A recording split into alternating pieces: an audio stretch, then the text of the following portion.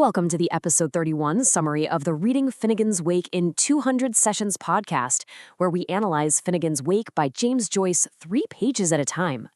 Don't forget to hit the like button, subscribe, and leave a comment to support us. All right, let's jump right in. Today, we're going to try and demystify one of the biggest puzzles in all of literature, James Joyce's Finnegans Wake. We're just going to break down a few pages to see if we can find the surprisingly human story that's hiding inside all of that famously complex language. So where do you even start with a book like this? Well, we're diving right into the thick of it, where a simple, very human story is trying to punch its way through all the noise. And it all kicks off with a sound that is just impossible to ignore. Right off the bat, the book just hits you with this blast of noise. It's the word attention, being yelled in German, Czech, and Italian. It's like you're tuning a radio and picking up all these chaotic headlines from around the world. But this isn't just random static. This is the sound of gossip, and it's all circling around one central mystery. What on earth happened to the local pub owner, a man known only as HCE? So this chaotic broadcast of news and slander, that's our way into the confusing, dreamlike world of the book. This is a place where truth and rumor are so tangled up you can't tell them apart. And we, as readers, get thrown right into the middle of all that confusion. And the rumor that's going around? It's a real head-scratcher. A suicidal murder. I mean, the phrase itself doesn't make any sense, right? It's a total contradiction. And it paints this picture of HCE as a ghost. Not really a man anymore, but this kind of haunting memory in the town he used to be the big cheese of. But just when you think you've got a handle on it, that the story of his death is setting in, Joyce does what Joyce does best. He pulls the rug right out from under us. The story immediately pivots to show us these clear, undeniable signs of life, proving that HCE is way more than just a ghost story. So what's the real story here? Well, despite all the gossip, his house is clearly humming with activity. There's a punctual plume of smoke coming from his chimney in the morning, and the lamps are burning bright late at night. This isn't a ghost. This is a man who is very, very much still there. And this leads to one of the most brilliant metaphors in the whole book. It says the town can't doubt his existence any more than they can doubt a tesseract. Now, as you can see, a tesseract is basically a four-dimensional cube, something that exists in more dimensions than we can even see. And that's HCEO in a nutshell. He's not just some guy. He's this multi-dimensional presence, way too complex to be pinned down by simple gossip.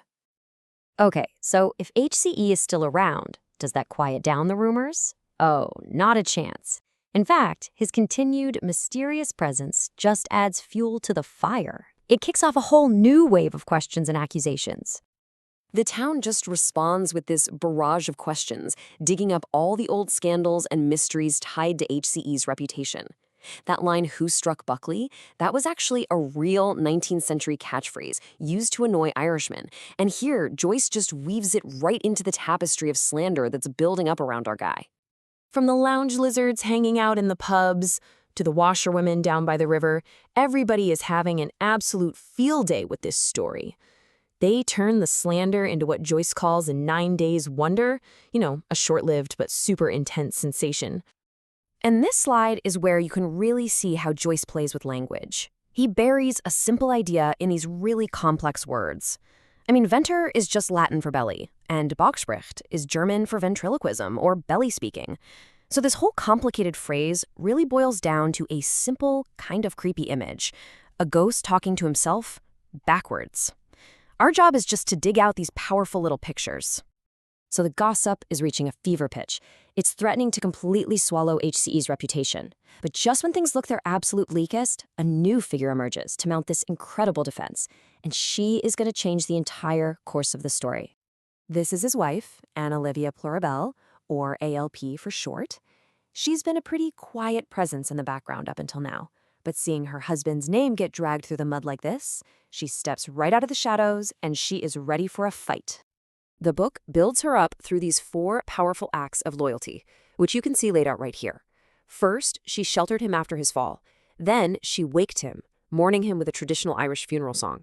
Next, she strengthened him. She gave him his purpose back. And finally, she vows she will never stop searching for him. She is the absolute definition of loyalty. And this is her mission. It's a direct echo of the biblical promise in Genesis, that a woman's offspring would one day crush the serpent's head. By using this reference, Joyce does something absolutely incredible. He elevates this local squabble, the small-town gossip, into something mythical and timeless. ALP is here to end the venomous slander once and for all. Her defense also has to deal with these rumors of his infidelity with these 7 rainbow girls, a whole cast of characters whose names, as you can see, actually correspond to the colors of the rainbow. It's just this really poetic way of showing the full spectrum of slander that she is up against. ALCLP's powerful defense brings us to the final, crucial shift in these pages. After everything we've heard about HCE, the focus suddenly moves away from him and turns instead to his defender. The story is no longer his, it's hers. With her husband's name seemingly cleared and his peace protected, the story just pivots completely. As one Joyce scholar put it perfectly, our concern is no longer with HCE, but with ALP. Her defense ends in a song, but it's not a song of triumph. It's a song of sadness and exile, and Joyce weaves it together with some of humanity's oldest stories of pain. As this timeline shows, she's linked to Eve after the fall from Eden. She's connected to the story of Naaman, a man who was cleansed but was still an outsider. And it all wraps up with a direct quote from Psalm 137, the lament of the Jewish people in exile. Joyce is taking her personal struggle and making it into a timeless, universal story of loss. So in just a few pages, we've gone from a chaotic, public scandal about a man's fall to the private, powerful song of a woman. The story shifts entirely, leaving us with this final, lingering question. What is this song of sorrow and strength telling us? What does ALP's voice truly represent in this epic story?